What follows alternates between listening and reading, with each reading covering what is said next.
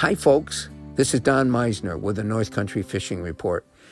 You know, one of the things we've talked about so much in the St. Lawrence River is drop shotting. That has become the way to catch these monster bass that stay in the fast currents and that stay down deep. A drop shot technique allows you to be able to get down where they are and allow your bait to drift naturally with that current. But we don't think of using drop shots going to our favorite stream for trout or bass. And yet, it can be a tremendous technique. So I want you to think now. What a drop shot is it's a sinker at the end of your line, and then up above it, at whatever distance up you think that your bait will be in the fish zone, you put a hook, and then you have a little offering on that hook. So it just looks, you don't have to reel it in and do that. You just let the flow of the water carry it down naturally. Well, that same technique is going to work just as well in small waters as it does in big waters. And just imagine being able to use it in the Grass, the St. Regis, the Racket River, any of those places, or as we go inland a bit, fishing for trout.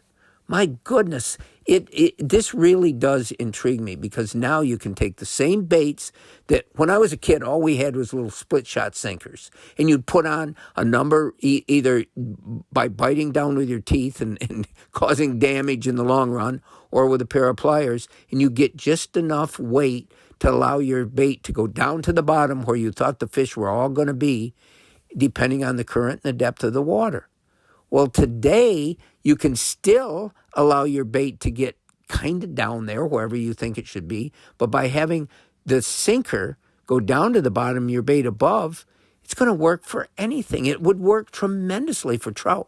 And a lot of you still fish for trout with live bait. I did it my whole life. So now you could take a little worm or salted minnow or something, put it on a hook above, and it becomes a whole different look for the fish. And I want to tell you about one other thing that I've talked about before, but we really don't talk about enough, I think, and I think it would enhance your offering, make you have better luck maybe, and that is, instead of using one bait, use two. And, you know, it's so easy to do. You take one type of bait, tie it on a hook at the end of your line. That bait can be either natural or it can be artificial. But then, so far up the line, tie a dropper, tie a little piece of leader with another hook on it, and have something different.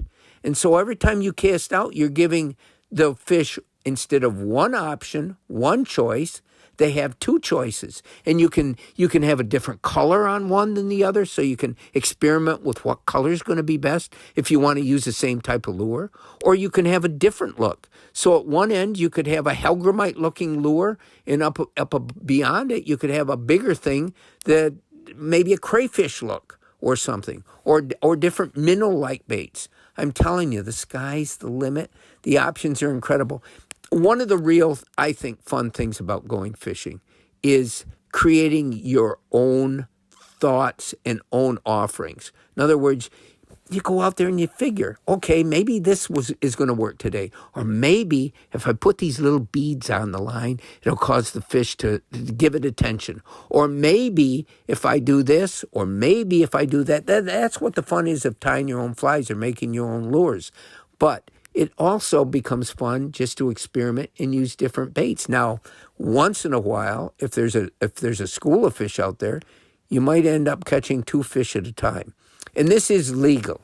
It's not illegal to do this. It's not going to make it any more difficult to fish the same way you want to fish, but I think it might up your chances of hooking a fish. Until next time, folks, this is Don Meisner with the North Country Fishing Report.